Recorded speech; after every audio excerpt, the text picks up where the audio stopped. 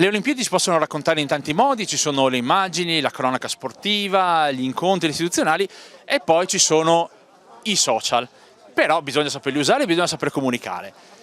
Un'arma potentissima sono i creator, i Veneto creator, e quindi ci facciamo spiegare da Anaïs Amadiz qual è il suo lavoro, cosa sta facendo in questi giorni a Cortina con le Olimpiadi.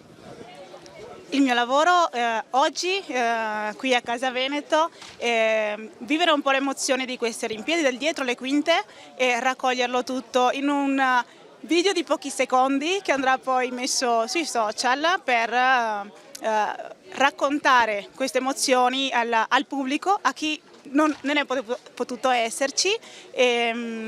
La cosa bella è che noi Veneto Creators siamo qui insomma dall'inizio alla fine per vivere giorno dopo giorno questo evento importante per l'Italia, ma anche soprattutto per il Veneto.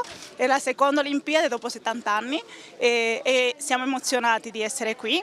Il bello di questo tipo di lavoro, dei social, dei video di pochi minuti, è che non lo vediamo come un trend ma un qualcosa che deve rimanere, ed ecco perché siamo qui tutti i giorni per raccontare giorno dopo giorno questa esperienza.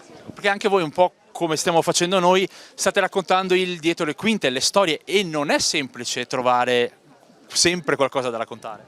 Beh, qui in Casa Veneto diciamo che abbiamo veramente tantissimo materiale da raccontare, dall'enogastronomico alla cultura, al folklore, perché questa mattina c'è stata proprio anche musica, no? Tipica, ed è stato emozionante anche assistere a questo tipo di evento. E inoltre abbiamo parlato di infrastrutture, di come sono state organizzate, tutta l'accessibilità a queste Olimpiadi, che è un tema molto importante per chi ci raggiunge da fuori. Avresti mai pensato di fare questo lavoro e di farlo alle Olimpiadi? Non avrei mai pensato che il mio lavoro mi portasse qui, però non c'è limite ai sogni e bisogna sempre pensare in grande. Grazie mille Anaïs. Grazie a te.